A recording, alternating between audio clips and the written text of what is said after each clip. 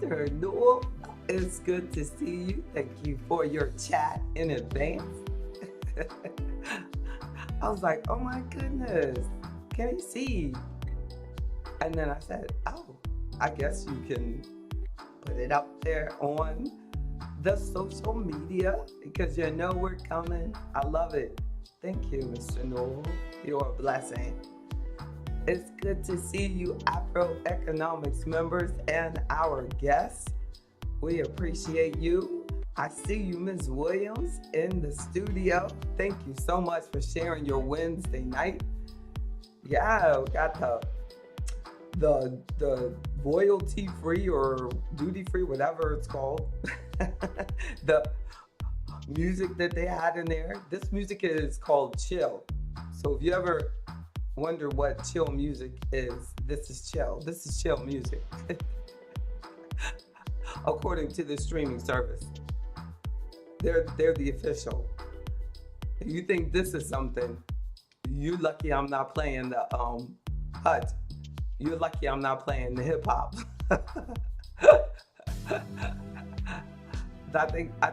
I think they need your help on what music is what, Mr. Hutchins.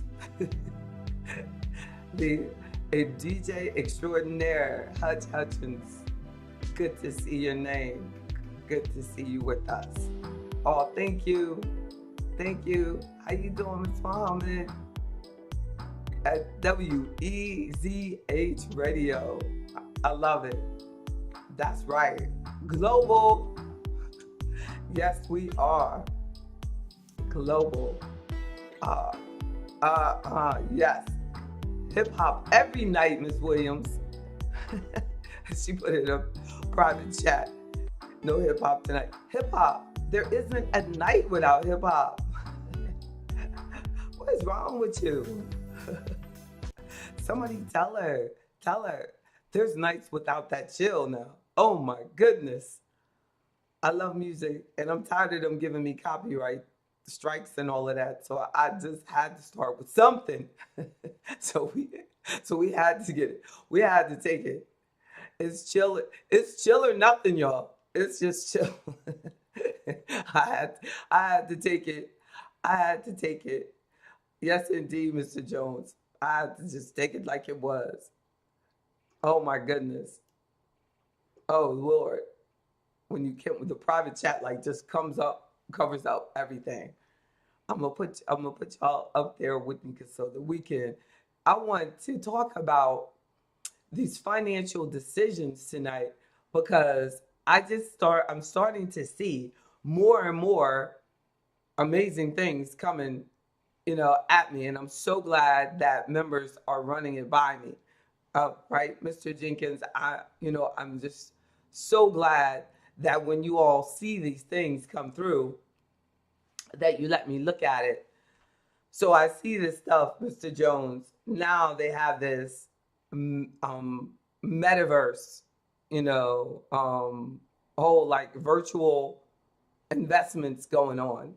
And it's amazing to me that they have this movement where they don't like the dollar, but they want to take your dollars. So they want to take your dollars. They have to have your dollars in order to do this. So they want to take your dollars and get you to buy something and switch it over to their currency, their whatever their name, because there's thousands of different types of digital currency now. So they have theirs. So you take your US currency and you buy this from them. So they want yours that they tell you is going away. Yes, it is actually a radio show. It's a radio show, Mr. Hutchins. You're asking about your show. It's a radio show or a radio station. So they want to take your cash to buy something.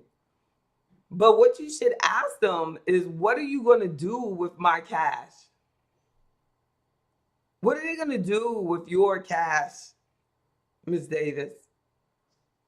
So if you take your cash and you give it to them to buy this other form of currency that they're telling you is going to be better than the dollars that you're giving them one day, you know, what are they going to do with the dollars they just took from you? I'm like, you know what? It's amazing that we don't ever think about that. That. Well, I'll think about it. Hopefully, all of us can think about it now. What are they going to do with that? What are they going to do with your dollars? And how do you get your dollars back? How do you get your dollars back? If you want your dollars back, and how much is it going to cost you to do so? And what is your transaction fee to get access to your dollars? So we're going to have to, when you're getting approached about something that's asking you about your dollars to buy something, because they're telling you over and over, and I get these like calls all the time about, why, you should do this, because this is such a better idea than for you to continue to hold on to those dollars. So give me your dollars. You give me your dollars, and I'm going to give you this. But if your dollars are so bad, why do they want your dollars? Somebody tell me that. Why don't they take like food or cars or something that they deem to be good? Or, Julian, are they already taking something that they really know is good, and they're trying to convince you that it's not? And if they convince you that what you have is no good, then wouldn't that be brilliant? Because you're just giving it away. You're just giving it away.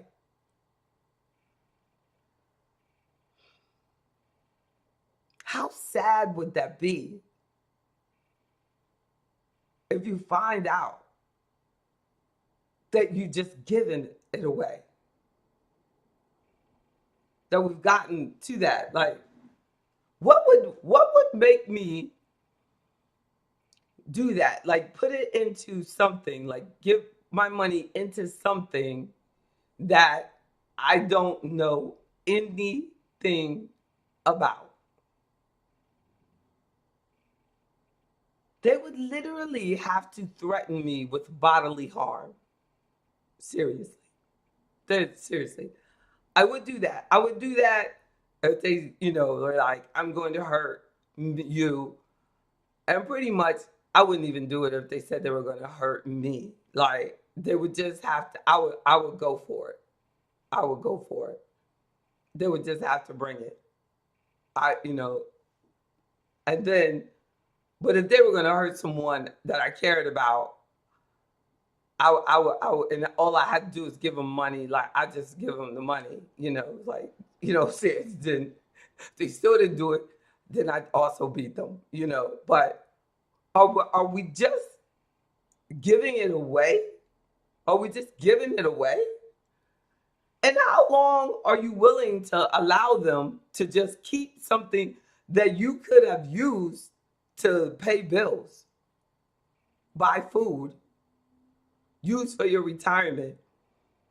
Because a lot of this is used, and I'm saying this because a lot of this is used in our community.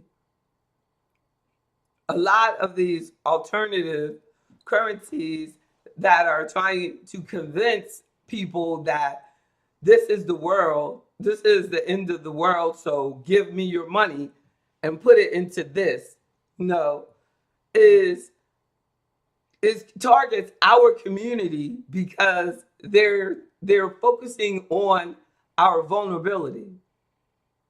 They're focusing on these people have been, dogged out repeatedly, taken advantage of over and over and over again.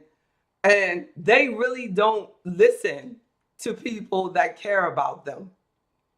They tend to like people who could care less.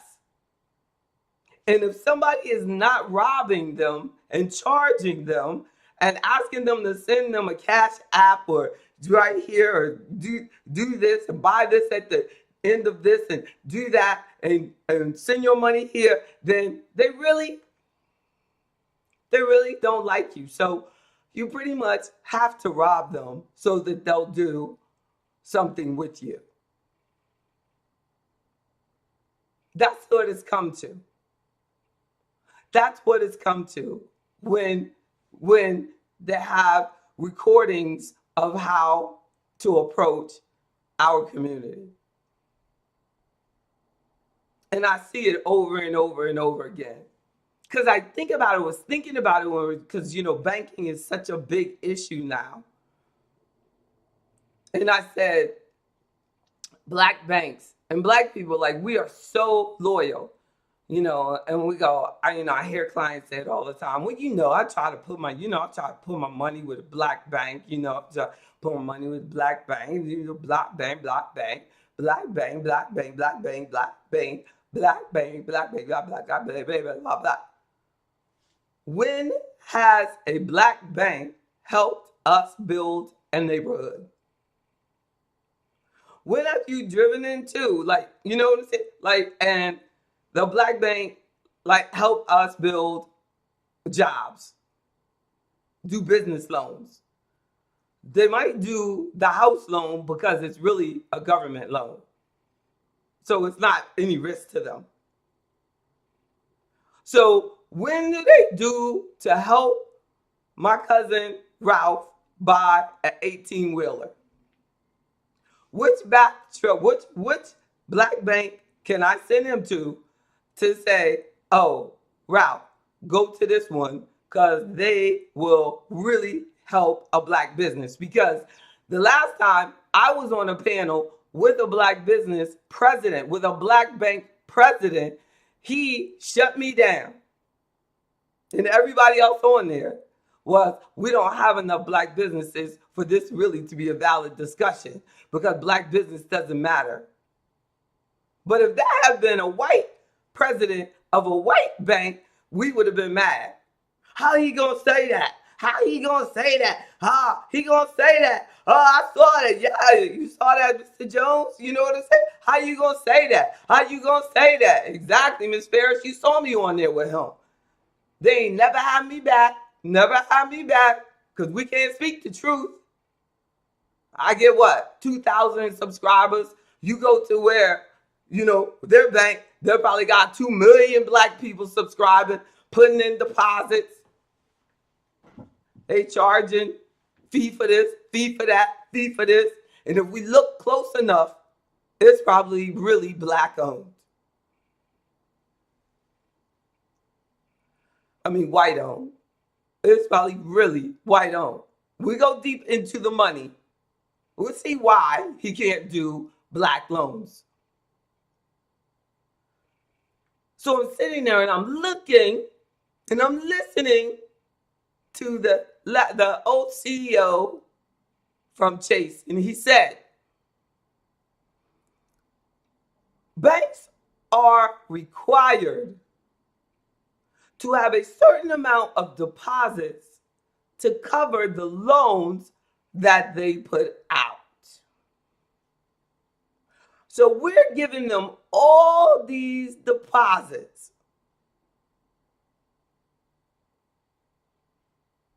And what percentage of loans do we get? What percentage of loans do we get?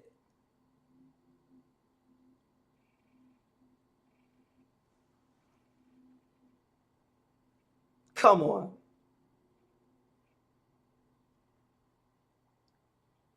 That's what I was saying about everybody on Dion. Everybody on Dion about, oh, Dion went to work for Colorado. We all went to work for Colorado. But when he was working for us, then we didn't keep the contract. We didn't keep the deal. We didn't keep our word to him. So the brother's sitting there with almost losing his foot and his leg, sacrificing his freaking life. And we can't even think about that fact that he almost freaking died working for us. Because we don't even get it. The man would have died if he hadn't cut that toe off. That's on our watch.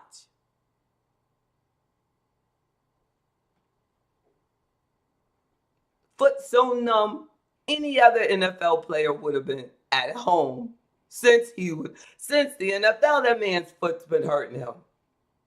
I saw him in an NFL interview. But have we seen anybody in our community expressing any compassion to him about how much this man is sacrificing? And what percentage of HBCU budget goes to black businesses, goes to making sure that we hire black people? When I know HBCUs with head of departments that are not black, that have asked me to do things for the school, and they will not allow me to take AfroEconomics into their classroom. Because we have students here that are not black. That's not the point. This is a historically black school. No, but we can't do that. We can't do that. But a majority school, if they ask someone to come, they want that person to bring the books that they have authored to the students. That's the point.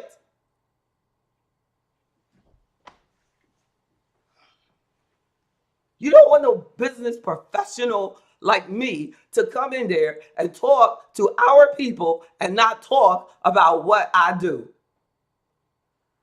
I am a man, when I was at the University of Virginia, this man, I don't even think he went to college. He taught us marketing because he was head of marketing and one of the people who started Federal Express. Do you think the University of West Virginia was worried about what degree he had? No. Nor was he. We were learning marketing from someone that actually did it. You want me to teach what I do. And they learning it from somebody that actually does it. And I told her no. And she acted devastated. Lady, I don't need that money. I was doing it for, if I did it, I was doing it for us. I'm not doing it. So give it to somebody that needs to do it for the money. And then our kid, that man that was doing it from FedEx, he wasn't doing it for the money. He was doing it to give back. And they don't even get it. Because they ain't never made that kind of money. She can't even imagine. They don't even know what Dion's thinking is. He's not doing that for the money. Woo, woo. We need to start thinking deeper. And everybody's like, oh, this, we need to teach the kids critical thinking. No, we need to teach the parents critical thinking. We need to start thinking critically, like where is our money going? We're putting all of this in there and none of it's coming back to us. We have all these minority business organizations and all they do is give a platform to majority businesses so that they can look great on stage and say they came to that event. Because they're not doing anything for us. Minority business has turned into white women. That's it. And nobody cares.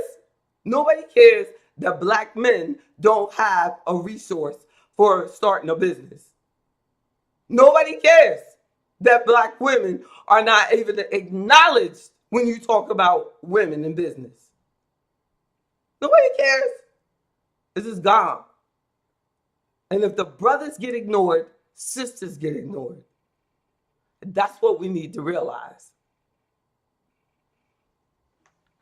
But we think that we're so cute because, you're the one that's in. Just because you're the one that's in, when you get messed up, we're the ones you run to. Remember that.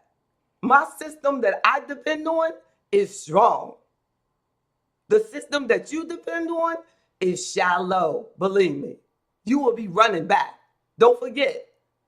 OJ and everybody else. Y'all be running back. Yes, the eyes are closed. You cannot base your life, your business on a lie. You cannot base your life or your business on ignoring the reality that this is a lie. Stuff's a lie. You cannot base it on, okay, I'm just going to get mine. If I do this, I'll get mine. That's a one generation approach, and it hasn't worked. It hasn't worked.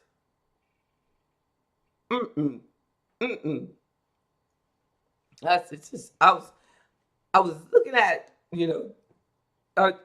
we've got to start thinking about what we're doing with our money, because I have yet to meet a broke person that if I didn't meet them long enough, I didn't talk to them long enough, I got a full understanding of exactly why they were broke.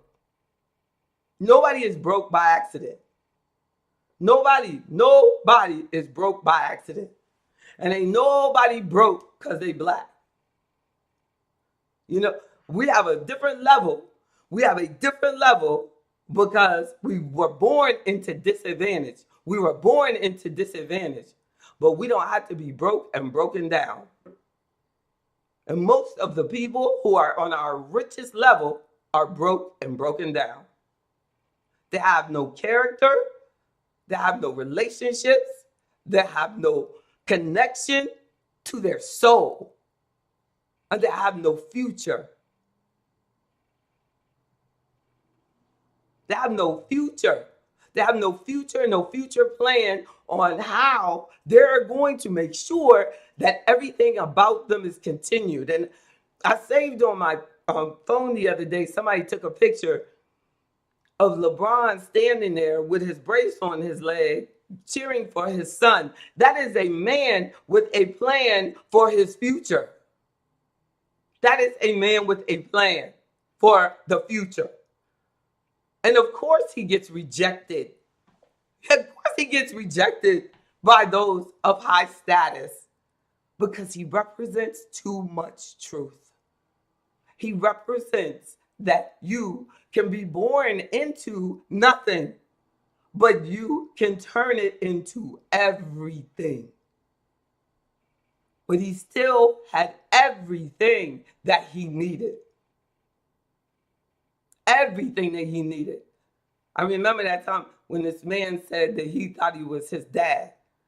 And LeBron said, well, you know what? Give me your blood. Let me check it. I'll run it. I'll check it. He ran it and he said, no, you're not. I love it. It's not about that man. It's not about, it's too late now. I'm a star.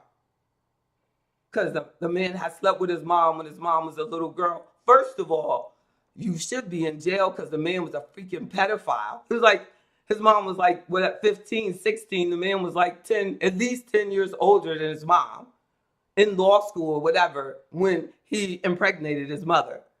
And it was gone. LeBron should have found him and punched him in his face.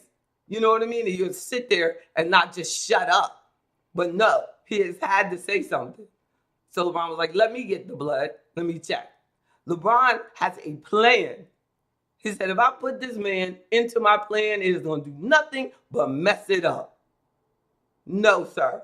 You are not related to me. I love it. We have to develop a plan and keep it strong. And keep it strong. That's what AfroEconomics is based on truth. and how to make sure that we avoid materialism, because materialism has no basis. Now, I'll tell you the truth. Maybe one of these virtual, digital, crapola currencies might work for a while or a minute or whatever, but it's not worth a chance for those of us who still do not have 5 generations of money saved. I don't have it. I don't have enough for 5 generations. Now, if I had enough for 5 generations, like Kim Kardashian and all those other celebrities who do that shit on those commercials and get paid, and try to get the average person like us to take our savings and work hard working money and put it in there, and then when the company goes down, they're nowhere to be seen. But I don't have not one dime to waste. No. But what we need to do, my cousin Ralph Jordan, is get in AfroEconomics. There's a free level. So every time you have a question like that, you're in a Friday meeting, we can talk about, gold, silver, things like that. You can talk about, stocks, bonds. I am a registered investment advisor. I'm not connected to a product. I work for the best interest of the client. That is my responsibility. So a person could ask me about anything, a real estate deal. Did I do this? Should I buy this? Should I not? That is what I am bringing to our community is something that is commonplace in our majority community. But there's not people who are investing the time into our community, and AfroEconomics is presenting to the world that we are worth it. No, but literally, I am one of the first registered investment advisors on the planet, and I didn't even really know it. It was a new industry when I got in it in 1995, when I left being a stockbroker and came over independent and started my firm, because I was like, I really want to start focusing on wealth development and focusing on our community. And I've just been trying to figure this thing out and how to put it all together, because I didn't have anyone else I knew that was doing this. But I have to do this. I have to sacrifice my life in order to make someone else's life after me better. And sometimes I think, I can't believe I got 30 years. 30 years I'm looking at. 30 years almost. 95, 2025, it'll be 30 years. Unbelievable. So there are things that we do. That's why I try to not focus on selling things, because believe it or not, some things might be appropriate for you, Ralph, but they might not be appropriate for Ms. Rosita. Thank you so much, Rosita. You are the beautiful truth.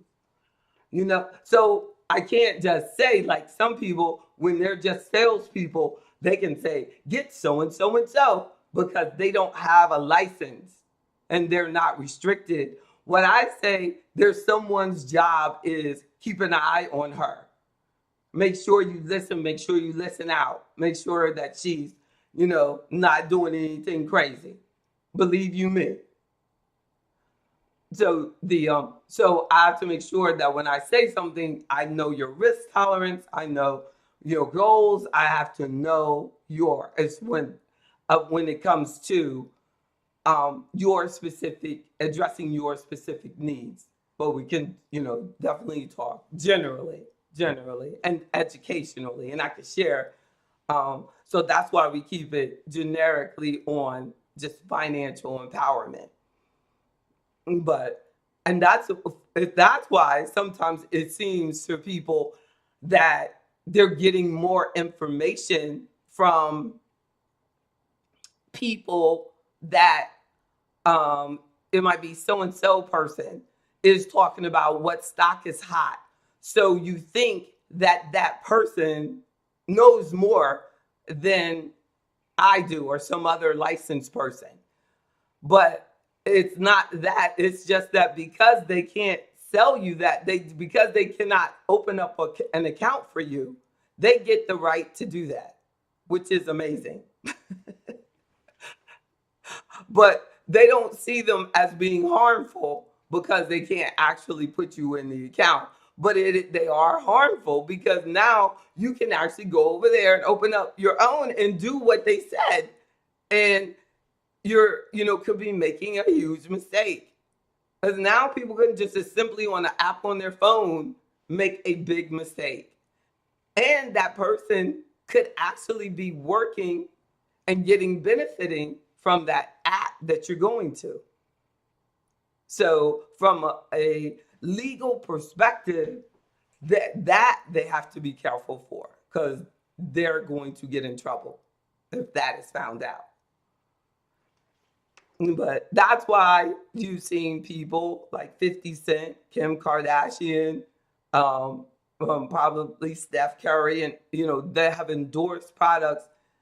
And I know with Kim Kardashian and 50 Cent that did not go well, or they did not disclose that they were getting paid, and then they had huge fines that they had to pay to the Securities Exchange Commission.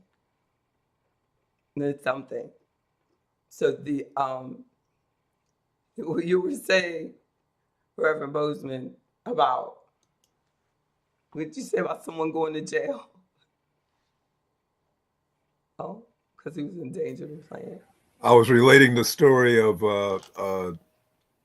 an athlete who was a star, who has, everybody has a posse. Oh. And one of his posse members got into trouble and was arrested for whatever. He went down to the jail and paid the bail and got his friend out. And he gave him a case with $250,000 in it and told him to have a good life, but he could no longer afford to have him in his circle. So goodbye.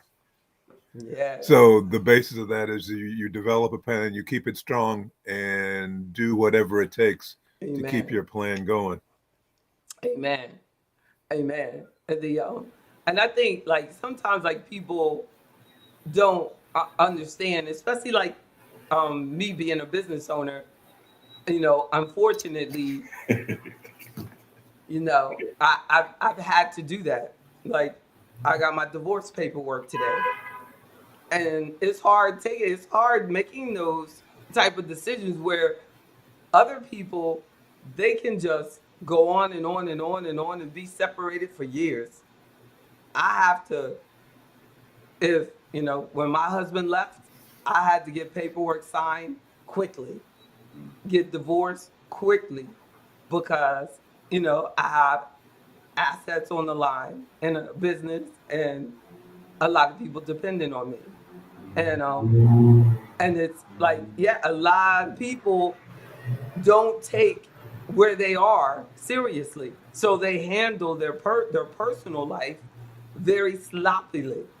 And they think that they can be a normal person and you just can't be.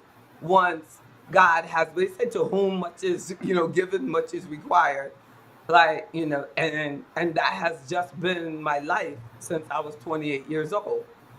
Once I decided that your future is my responsibility, I had to be responsible. And it was a lot, being a little girl that has that type of responsibility, but I never thought about it. It was just like, this is what I got to do and do it. And I think sometimes any celebrity or star has to realize is that you're the celebrity. Everybody else that likes you or wants to be around you, they might want to be with you, but they don't know what it's like. And then once they get in it, it's like, I didn't buy into all of this. Like you're working all the time, or you're practicing all the time, or you're it's a lot. It's a lot. And that is what I think a lot of Black entrepreneurs don't realize, that entrepreneurship is a big word, and that it looks glamorous, but it is far from it. It's full of sacrifice, it's full of responsibility, it's full of discipline, and it's full of, you know, you gotta know everything. You have to know everything, or know where to get all the information that you need. And you gotta be thinking all the time. I'm thinking from the moment I wake up to the moment I pass out. Yes, Kanika. It's a pure commitment. It is like, as I had one newspaper article, my business was my first child. I remember, like, before I had my daughter, I said, this is my first child. You just sit there and you hold it, and it's the child that always needs you. It, it just really needs you. Yes. It will tell you a lot about yourself. Yes, yes, yes. And you can't, like, you can't, yeah, yeah. And that's where you have, like, you think these major financial decisions, these major, make sure, Weeda, that you mute your phone, or it might be you, Reverend Mosey. Mute your microphone. But the on the yeah, what, it's like you might have to get some handy dandies like me. I can't stand these, but it does help that echo a lot. The but the When you talk about, like, major financial decisions, I remember when I first started the business, I just thought that I could just buy whatever I wanted to buy. And I think that a lot of people operate their life like that because they're on salary. So you just think that you can buy whatever you buy. You know that next week you're going to get paid and you're just going to buy. But you have to have that generational responsibility mindset, because we have to catch up. And we need to have a generation that's born into an asset. And the major asset that we can give to the next generation is unbelievable discipline. If we could just, everyone that knows you knows discipline, then you have given them something that is, priceless.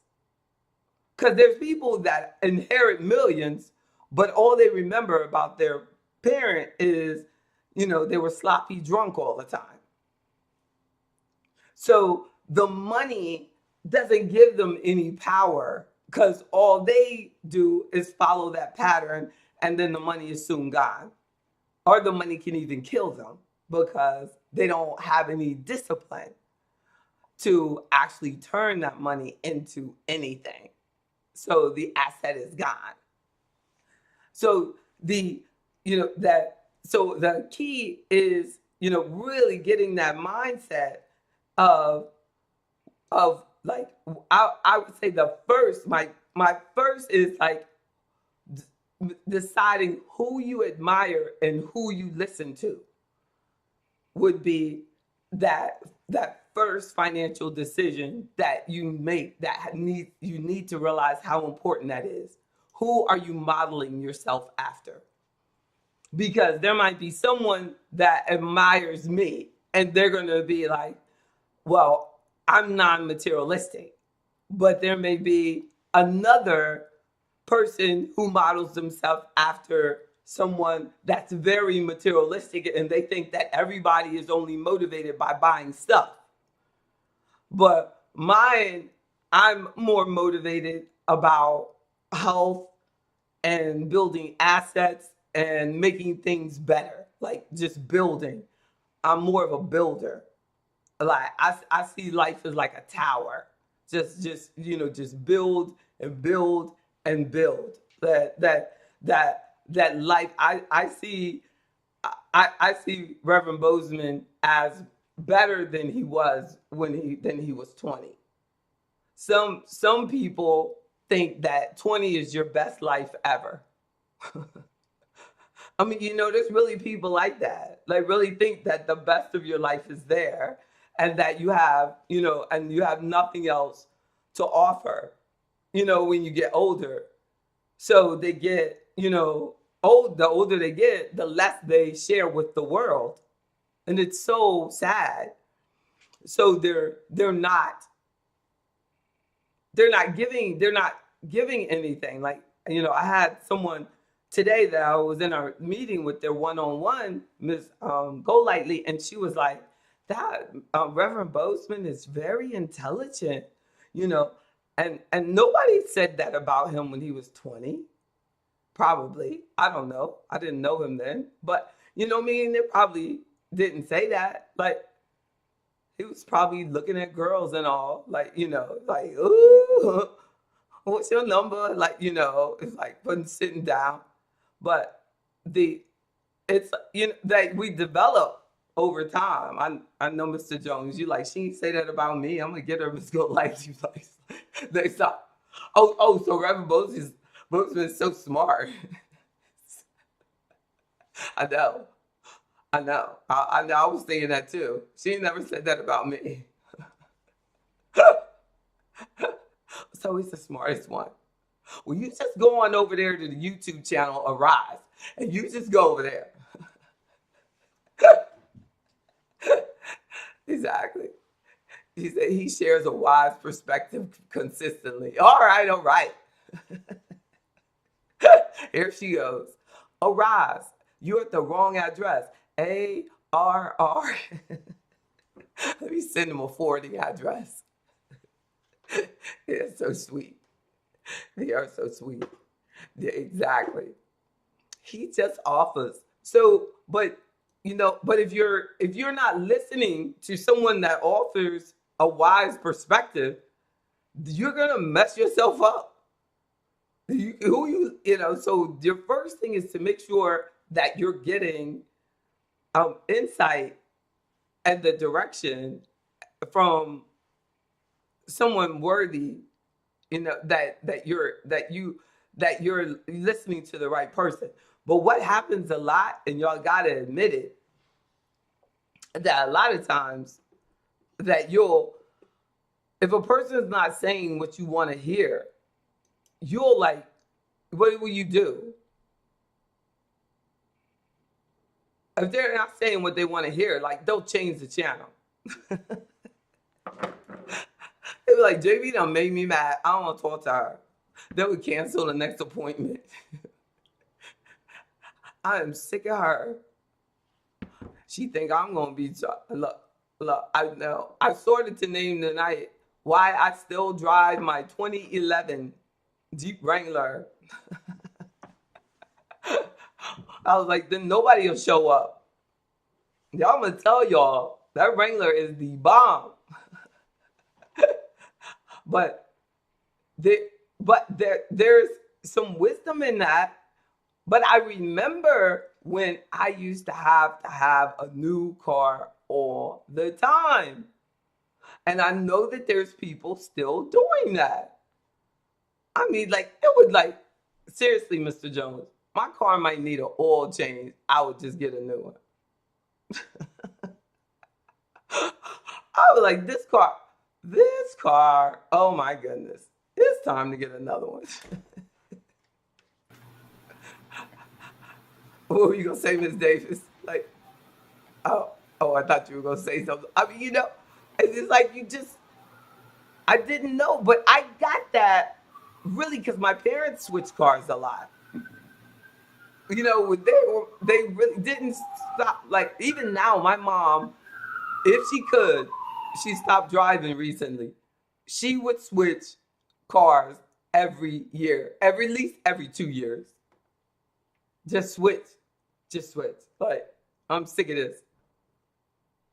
Like and then like recently, it was getting like I don't like the car that you switched to as much as the car you got rid of. That was getting that bad. It was like I kind of like the other one more, but I wasn't gonna say it out loud. I was gonna say it out loud, but it is like that sometimes. Where it's like you didn't go up. Like this is not better. They just charge you more. And the guy, and then sometimes like as you're, the guy is entertaining. You want to give him some business. You just want to talk to him. Like during COVID, I had a client that was making a major mistake because this guy was coming to our house, and he said, "Stop it, whatever." This guy was coming to our house with a nice suit on, another a client, and he got her to sign some papers to switch like multiple hundreds of thousands, And then she called me like just small talking. I just wanted to tell you, I'm just changing some stuff. I said, what? Oh, it's no big deal. I said, wait a minute. She said, yeah. I said, oh my goodness. So I called them and I said, she didn't realize what she was doing. And then she was like, what? And I had a conference call and I was explaining to them. I was like, she cannot have this tied up like this. Like, she was in her 80s and it was like a 10-year wait, on what she switched to. And I was like, I can't believe that they would let her do it. Like, I was like, she can't, no, no, no, no. She wants to have access. She needs to leave it where she is. She needs to have access whenever she wants. She takes money out of this account. We have to send it back. We have to send it back. And I think that guy got, and they said, no problem. We haven't even, processed it yet. It's still right here. We will. And then he called like to somebody else's desk and said, process it immediately. I don't know how, like it, and then it went through. Boy, he wanted that commission bad. But it got drawn back because he don't know me. I said, no way. I said, y'all know and I had an email trail. I said, you confirmed that you were not going to issue this. You know what I mean? And they tried to hold to it that it was too late. I said, I'm going to go, you are not, Yeah, right. This as like you are not going to keep it. And they finally let up. But it was a fight. It was a fight. But he just, just because he was in her ear and giving her attention at a time, a very lonely time, some really bad things did happen during COVID that have cost people a lot. And so, definitely, doing AfroEconomics, we talked a lot. And I think that because of AfroEconomics, the members were protected a lot because we were talking about those types of things. Vicky said she was switching every 2 and 3 years too. Yeah, I think because, once you have a car payment, you think you just, I'm gonna have a car payment regardless. So you just stay with the car payment. And then what happened is, when I decided, I'm not gonna have a car payment anymore. You know what I'm saying? Then you stop flipping because that when you flip, you might not do as well. And like now a real challenge out there is people who, unfortunately, and God forbid, I don't want this to happen to anybody, that like people that get hit by a car and their car gets totaled, that they can't get a car, for what their car is worth. So when your car gets totaled, say your car is like, they say it's worth 20,000, but they don't adjust it for market value adjustment. So the market value that's out here now is way overrated. So they can't find anything similar to what they had. And that really needs, like, there needs to be like Congress or something where they have a market value adjustment, because there, how, if the blue book is saying it's this value, then and this is what they're, saying is the replacement cost, then they have to be able to replace it. And if they can't replace it, then you need to do some sort of adjustment, that a market value adjustment. That's what we would call it on a regular investment product. But because they're so overvalued now. But I think that we go in and we just accept stuff. So, and we close it like on an insurance settlement. We just go in and we accept it. And then they'll charge you on your insurance policy that you can get a rider so that it will actually cover like an adjustment like that, like that it will do a replacement cost on a vehicle. But the policy will cost you more. But some companies will have on there an adjustment so that if your car, is totaled, that it will, well, really, that's only to make good on your loan. That'll only like cover a gap on a loan. I don't know how you would get the market value adjustment. And see, what I'm referring to is if you're, you have to do a loan that's bigger than what the car is worth, and you had to like roll up. And that happens a lot. Like the car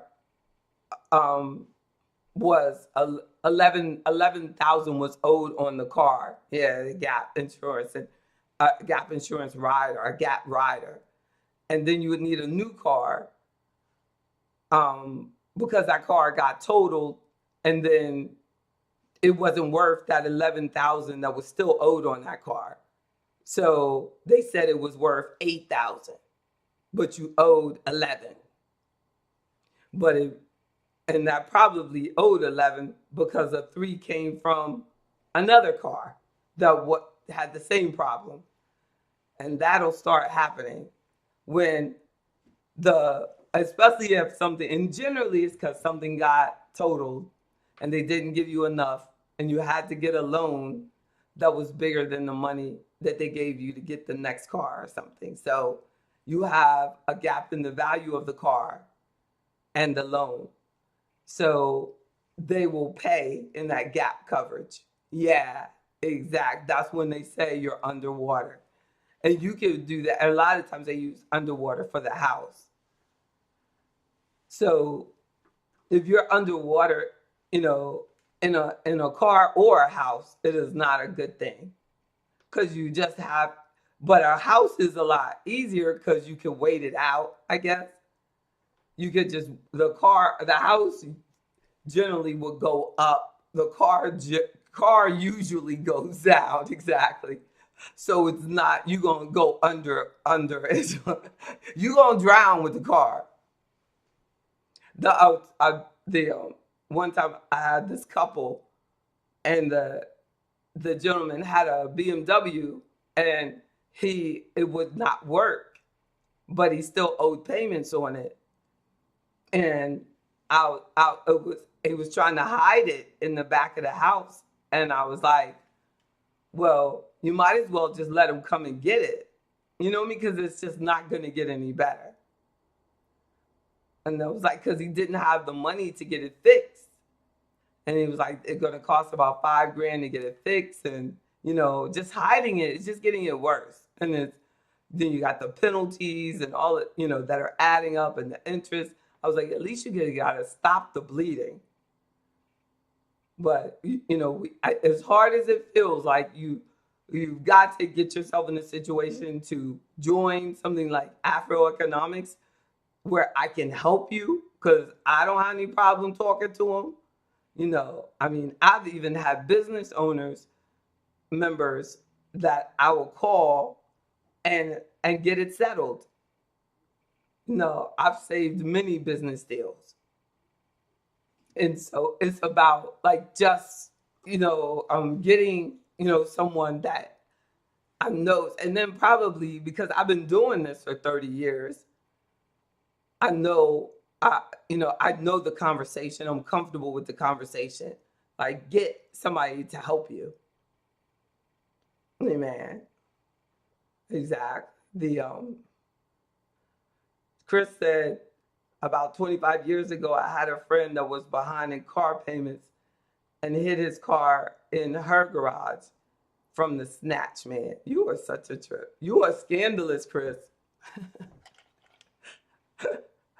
From the snatch man. That's what they call him in DC. And Mr. Jones said, nah, that's only Chris calls him the snatch man. Miss Wallace, y'all call him the snatch man in Chesterfield. Ralph said all he can do is laugh, the snatch man. So then some other major financial decisions is marriage.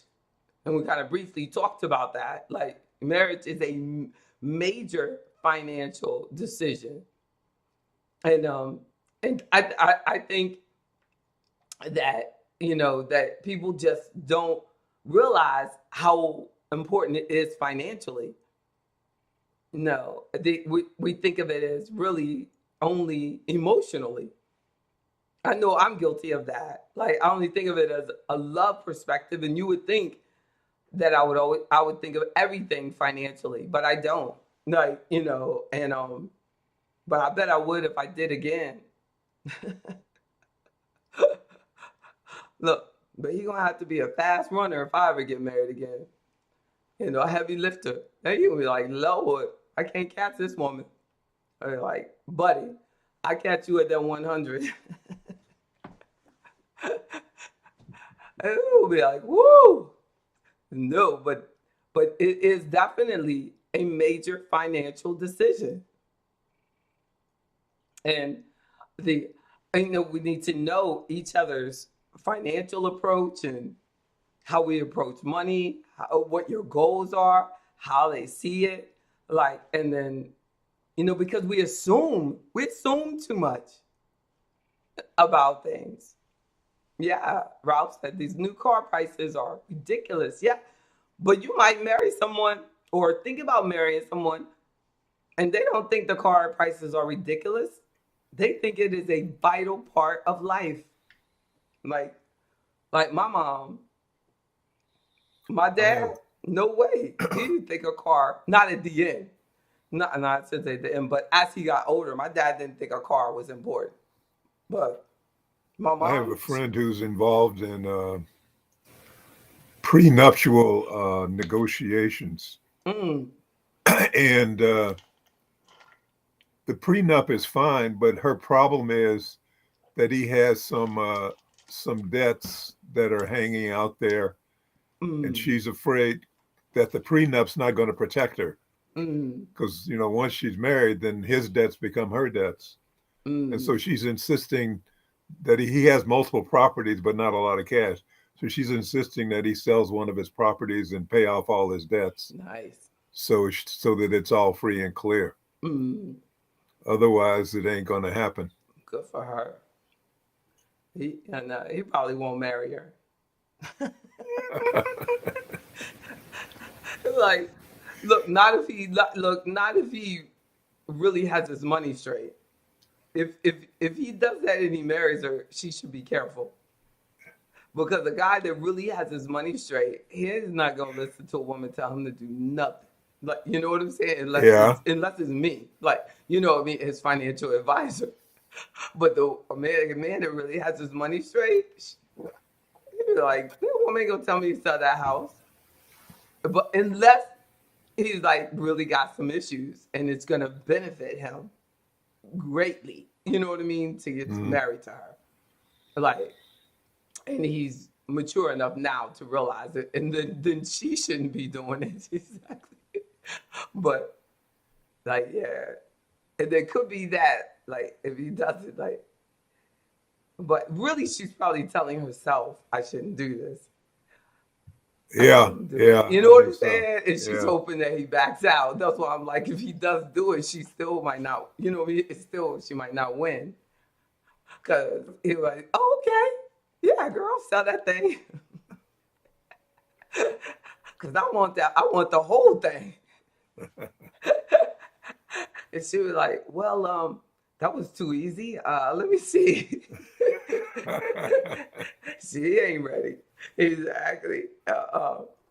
That's why I didn't do a prenuptial, because I'm just like, I either want to do it or I don't. You know what I'm saying? And I'm like, I would take, and I ain't gonna do it if I can't handle the whole responsibility.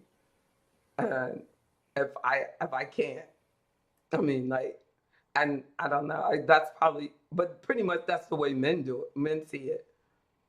If they, they're not gonna marry someone, well, a man that has his stuff together, because and they're definitely not gonna marry nobody that's gonna bring him down. She yeah. can Well, have nothing. financially, she's way above him in terms Yeah. of her assets and cash, and he tends to be a little too generous with his cash, and so he's gotten himself into trouble. Mm. Yeah. If she's really, really up there and she really, really loves him, I mean, like, this is the kind of stuff that I've done. Yeah. I'll just pay it off and keep it moving. Hey, mom, if you loving this person like that, you know what I mean? The debt won't really. But if you're just not really feeling them, and I just don't think she's really feeling them. You know what I'm saying? Like, I don't think she's really feeling them. You know what I'm saying? Because it's like, I mean, when you get like grown like that, like, you're just like, money is nothing. I'm in love with this man. Like, you know what I'm saying? Like, and we're just gonna get this thing. We'll do this and blah blah blah blah blah blah blah blah. And then you just, I know. Look at Linda. Heck nah, because you ain't in love like that. But you ain't gonna see like Bernie Madoff and you know what I mean? Like Bill Gates. They giving like billions of dollars like to just be happy. It's just not working. Like Bill. Oh my goodness. Like when you really know money, like I mean it, and I have lived long enough to know that I am so happy. I am so happy. I would have paid him to leave. I'm just thank God I didn't have to. But I really thank God. I hope he's as happy as I am. Because joy is so hard to come by. When you're unhappy, you feel like you are dying every day. Like the life is being drained out of you. And everything about me is happy. Yeah, money is just a tool. I can always make money. I truly believe like somebody could come try to take all my money. You would see me, JB, wake up the next day, happy as a lark, figuring out how I'm going to make some more. I would. Like, you know what I mean? I'd be like, this is what I'm going to do. This is what I'm going to do. All it would just be is fun to me. Like, this, and I'm going to do that, and then we're going to do this. As long as I got health, I'm good. Well, because I've always, you know what I'm saying?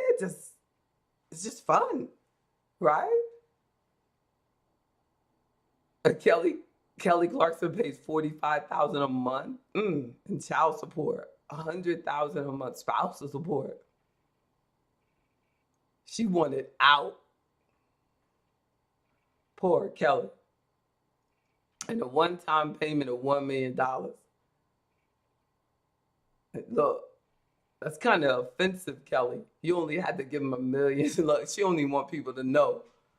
That kind of say she ain't that rich. Kelly, you only had to give him $1 million? Look, because all her friends had to give up like 10 million, 30 million. Like, so. You imagine what Will Smith would have to give Jada. Oh, right. LaWanda, I'm marrying you. Lawanda, I'm marrying you, and I'm taking your pension. I'm marrying you and your husband. I'm taking both of y'all pension. I want both of y'all. Exactly. Deal. She said she don't want to get married again. How did he get the kids? I wonder, Mr. Jenkins. Dang, that's sad. Kelly, he got the kids. 45,000 a month in child support, and you birthed the kids. That's pretty sad. People really should come to me about divorce. Think about that, Luanda. They really should come to me about divorce because I tell them how to get divorced and not have to worry about that. Y'all just like y'all just don't know how to just get a man to leave, I guess. Oh shit. I don't know. Y'all just don't know how to make him really sick. I don't know. I'm gonna give you my make your man sick plan. He'll be running out the house. Wouldn't it be funny? Girl, this is what you do. See, and then he won't even be thinking about money. Next thing you know, you won't be giving him a dime. He won't even know what hit him. That is so sad. That is a peace of mind. That's right, Mr. Newell. Exactly. Kanika said you silly. That is funny though. Exactly. They'll be coming to me, JB, tell me how you did it. How you do it? What you mean? Because he won't leave for nothing. Girl, this is what you do. I'm like, he is still there. I'm coming. All right. I'm going to have to come to the house. I start just staying with people. I was be in her closet. See, now what you got to do now, girl, is turn the TV off. He'll surely leave. Turn the TV off on a Sunday afternoon. Turn off the cable. Like all these marriages be breaking up. Turn off the cable and tell them you don't know what happened. Rent-A-Center comes on Sunday in the middle of everything, Julian. He's like, Rent-A-Center? Yes. Came and took the TV. That'd be funny, just hire some people. I thought that was our TV. Nope. That's Rent-A-Center. Rent-A-Center came take the TV and the couch and everything. Vicky, nah, they can't deal with the TV being gone. That would be so funny. Make your man sick play. Hire people, they come with different commercial stuff on. Rent-A-Center came. I will figure out a plan. You have everything that a man likes in the house is gone. You're like, I can't stay in this place. I'm out. Volume won't turn up. Food, oven don't work. I'll figure out what else they like. It'll be gone. I'm going to keep it a rated G. And then another major move is like just, making a decision to get out of debt or to be in debt. Major thing. Like, in addition to getting a car, or what about this one? The school loan. The school loan. Not just going to college, but a major is just the school loan. Going to college, yes, it does in fact impact your financial future, but how you pay for your education. How are you going to pay for it? You got to be very careful on how you pay for the training that you get. And it is kind of sad that you can't get the training that you used to get in high school now. You used to be able to go out of high school, have the training and you can get a job. You can become a plumber. When I was in high school, they had technical jobs right out of high school. You could become a hairdresser right out of high school. Nothing now. What kind of politicians do we have? You got to go to college now. That's hard on your finances, but so how are you going to buy the car? How do you decide to buy the car? Do you get a used car? Are you open to a used car? Do you save for your car?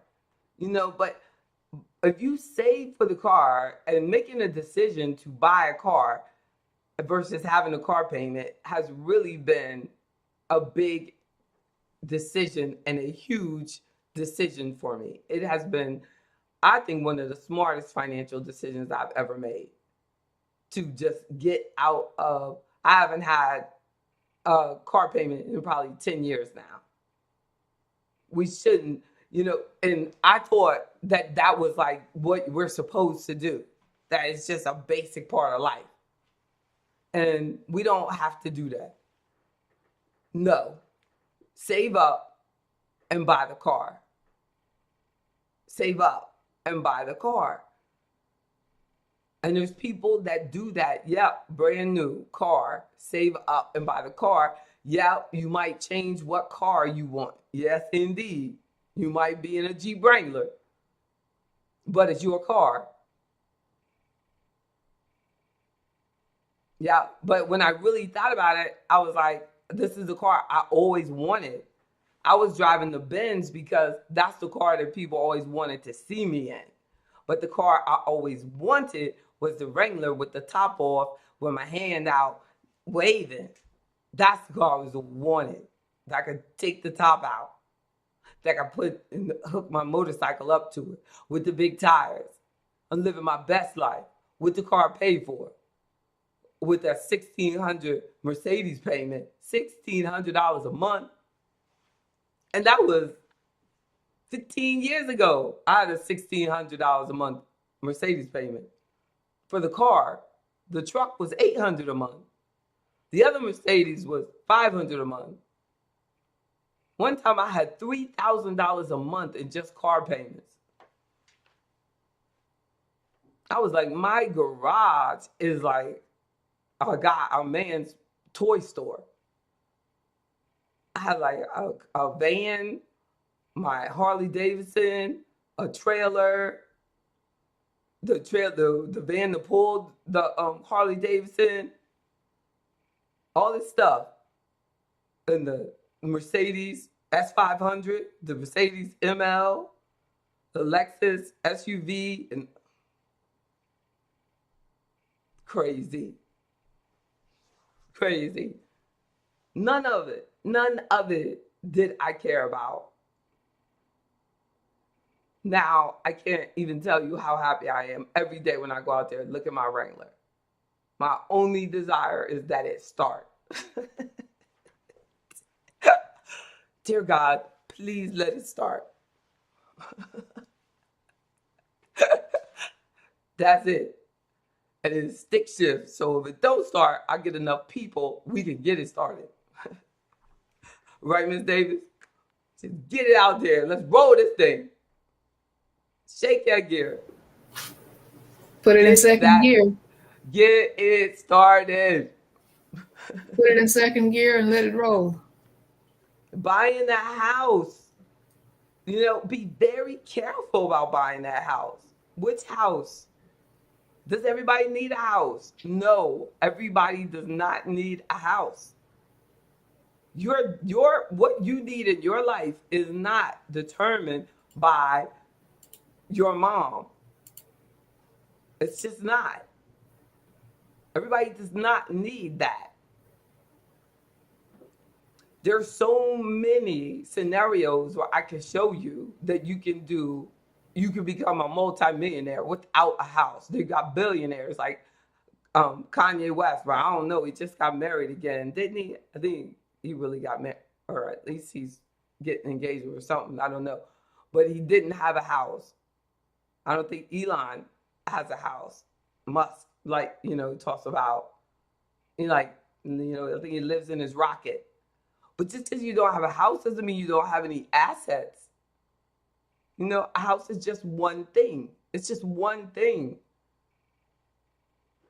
If I can live in something, I would rather live in my car. I would live in my Wrangler. If I could get a kitchen and a tub in it. Because at least I could just go to the front and drive off. How convenient would that be? No. I mean, we don't really think about it, but at least you be on the move.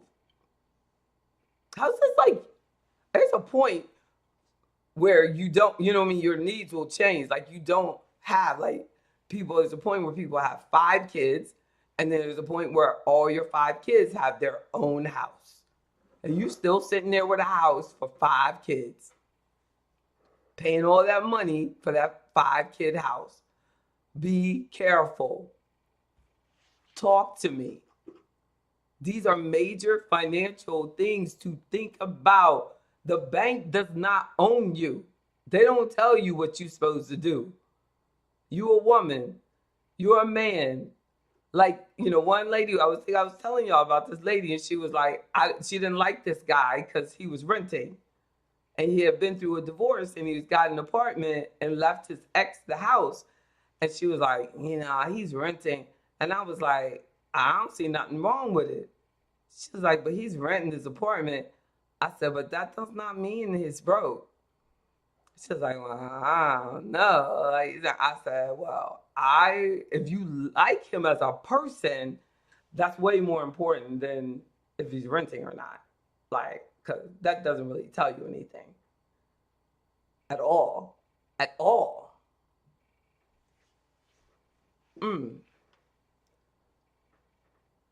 Why not buy a house? Because you don't want one.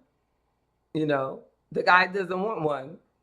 I mean, it just wants rent. I would like, if I were a guy, went through a woman or a man or whatever, and went through divorce, and I gave them the house, I would go to an apartment, and I would be around a lot of people, and I would be at the pool, and I would have a gym there, and I would have, you know, all the amenities of the apartment. And I wouldn't rush into buying another house. That's what it seems like it would make sense to me. But I have clients that have rented, all their life and have a lot of money. And when they only need a limited amount of space. Like purchasing the home is for people who need a lot of space. That's all. If you don't need a lot of space, then you could buy the space, or you could rent the apartment because you want the maintenance. But there are more and more where you're not going to really own things.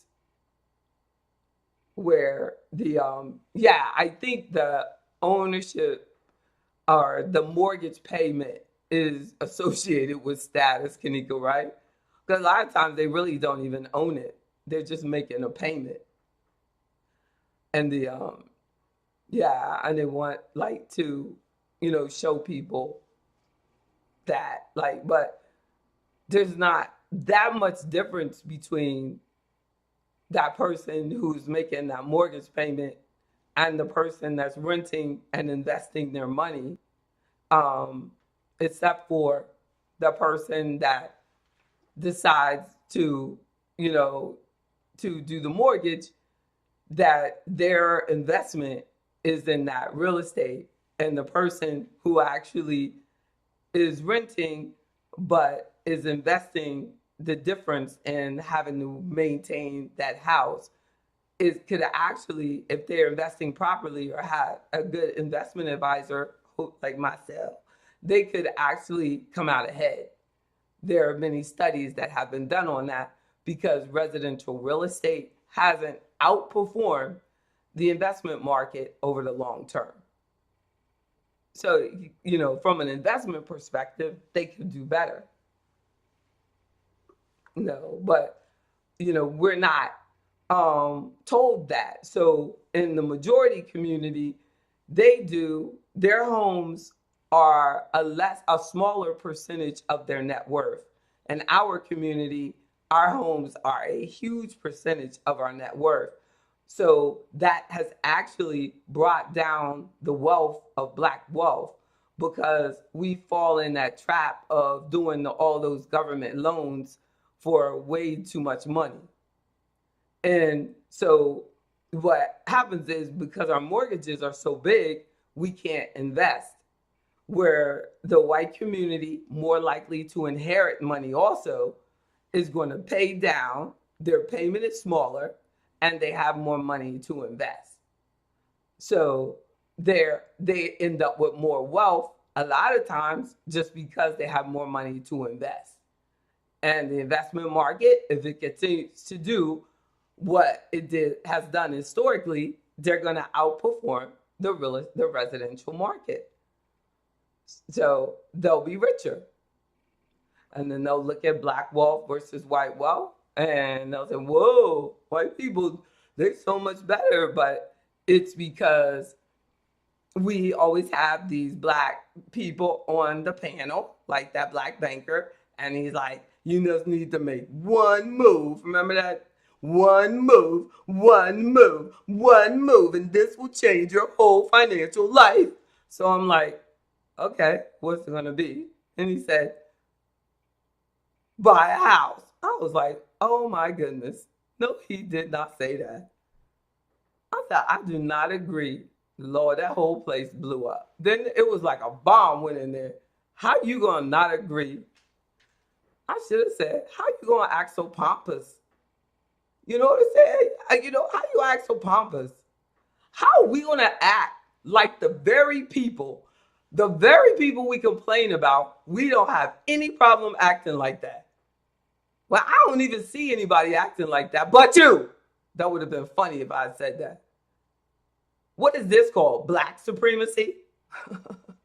With your little online bank. Sit your butt down. Look, can we sit your ego down? Because I see it rising. And I'm just going to tell you that it's not the truth. One, if that were true, sir, then we would be very, very wealthy as a people. It obviously hasn't worked. It's like the same percentage of homeowners since Martin Luther King was walking, and we still don't have anything. So why isn't it happening then? You remember that Queen Howard? He's like, we're one transaction. Lord. And I said, no, we need more businesses. He was through. We just not even gonna, he was stuttering and everything. We're just not gonna even talk about that. But that one transaction, that one transaction could devastate you financially if you cannot pay that bill. So you have to be very careful on that debt. Be very careful. Finding another, and I'll let y'all go, is, also a major financial move that we need to think about that addresses is our career choice, right? If you choose and enjoy a particular career, make sure that you select the lifestyle that goes with that. Because a lot of times, people want to have the lifestyle of a movie star, but they want to be a librarian at, the daycare, in the little, in the kids section. Not even, you don't want the stress of a state librarian or the university librarian. No, I want to put away 10 books, these 10 books for 10 an hour, and I don't like stress, but you want to dress like Kim Kardashian and spend $1,000 on everything, each body part, well, that's gonna mess you up. You might find yourself trying to go into Mexico, and that could get dangerous. What in the world? What in the world? We have to, like, really realize that our career choice should monitor our financial decisions. This is what I chose to do. This is what I enjoy doing. This is what, like I chose to be an entrepreneur. I chose to be an entrepreneur. So I don't get mad when y'all go to Jamaica. You know what I'm saying? That I can't go. Like, I'm like, no, I'm working. No, I'm living. I'm living my life. This is what I do. No, I love it. I love to see you all enjoy the fruits of your labor because you chose that, and you should lose. If you got 8 weeks of vacation, you better use it. That's my philosophy. Even when somebody works for me, I'm like, that's not your name on the door. That's my name on the door. Time's up. Go. I'll text you and bother you later. No, I'm just joking. I won't. But, I'm like, but it's like, yeah. But that's, like, we got to realize the choices that we made. But it's weird how many people don't realize that. Seems obvious to me. You can go. I know. I've been to Jamaica. I wasn't impressed. I wasn't. But you gotta. It takes a lot to impress me. I don't know what I would be impressed with. I would be impressed with just sitting outside. Just sitting outside under a big tree at my grandmother's house in North Carolina with an old quilt and having a biscuit in front of me, but I'm not going to eat it. I just want to see the biscuit old school style where it's all lumpy and we used to make them. And I used to play hopscotch with eating the biscuit in my hand. Well, I used to be able to hop with the biscuit. I was skilled. And lean down with the other hand and get my rock. Turn around with the biscuit. Y'all don't know about that. That's skill. That's some exclusive girl skills. Ralph may have seen me do that. Yes, and ride down there with my 6-second booster. Exactly.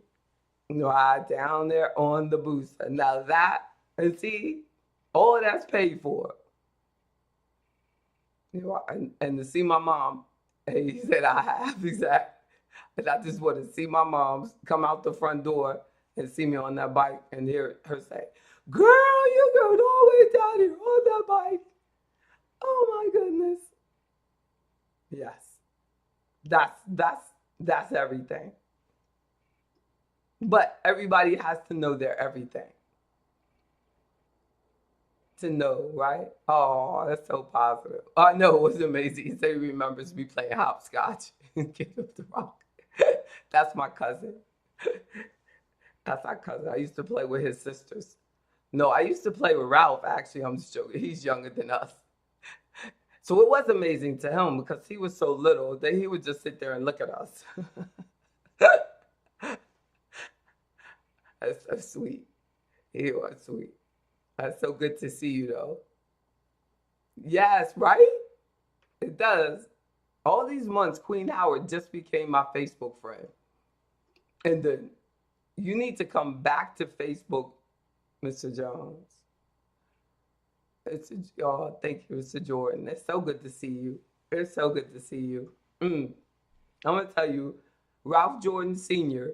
was probably the nicest man to ever walk the earth with my dad. The second nicest. My dad was the second nicest because my dad was the boss. He had to fire some people.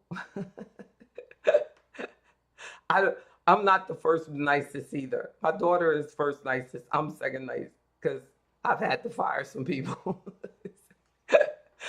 So you can't be the first nicest and have a history of firing people. Got to do what you got to do. If you can hire them, you got to fire them. Got to know when to hold them, know when to fold them, know when to walk away, and know when to run. Amen. I love y'all so much. Be strong. Be strong. Be strong. That's right. You just got on Facebook? Oh, she said it's overwhelming. Oh, my goodness. Girl, it's real world. Oh, thank you. Yes, indeed. Y'all can't leave till I turn on my background music. I'm going to turn on some ambient music for you. Oh, look. I almost turned on Chris. I don't know. Julian was saying that he never turned on his camera. Oh, look at that. Oh, that's a rise music right there. Can you hear it? All it needs is that eagle. It needs like make that distinction, because on that E, and then the family and the individual. So, but go in, and if you just want to sign up for the free one, just go down to the bottom. Right. That sounds like we're at a spa.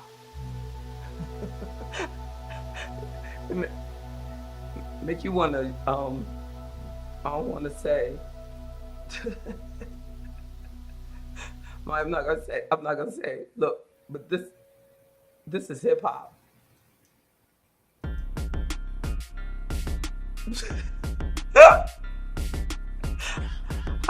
How did they decide that's hip hop?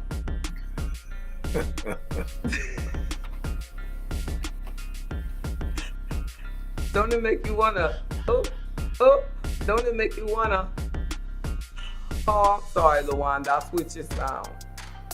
She like the ambient. They look there like, lady, do you want free music or what? Well, you be good, Mr. Jones. You have a good night, JB. Thank you so much. It didn't, Mr. Jefferson. I don't know what happened, but no, it was good. You stay strong, Mr. Jefferson. Yes, Julian. Y'all wait a second and say hi to Julian. Julian, I gotta get you. I haven't forgotten about you. I told Chelsea, I said, did you ever get Julian on my schedule? She didn't. I know. And you'd be amazed at how much you and Chelsea look alike. Y'all look like brother and sister. Oh no. Oh my God. I know. I think he looks like your brother. You really do look alike. But she's gonna call you tomorrow. Don't you remember Chelsea? Doesn't he look like Chelsea though? Miss Davis, like they do look alike. I hope she looks better than me at the current time. You look fine. A little bit. Oh my God, you're handsome even when you don't know you're handsome. You gassing me now. I don't understand how you would not look handsome. Like, what could you do? Like, I guess guys feel that way too. Yeah, but, man. Don't be, you be hyping me up, bro. Don't be doing that out here, because I get put down real quick. I'm like, dang, JB. I know. They jealous. That's all. They jealous. Okay. They go, let that guy that's on JB Bryan show. Let's put him down. Let's put him down. He knows he look good. You do look great. Yes, indeed. You know Andrew Bozeman, but you got to go. That's why I got to go, man. You got to stay in here, because Reverend Bozeman takes all the women. You know, but but he can't handle them all by himself. So. That's for sure. Exactly. Well, you'll be good. She'll call you tomorrow. I promise. If you think about it, please don't hesitate to call. Because I thought about you almost every day. I was like, Lord, we gotta get Julian. No. Seriously. Oh boy. All right. Yes. You know how the old ladies say, count it to my head, not my heart. Count it to my head, not my heart. Y'all be good. Have a good night. Have a good night. All right. See you Friday. See you Friday. Thank you so much. Night, Charmer. Thank you.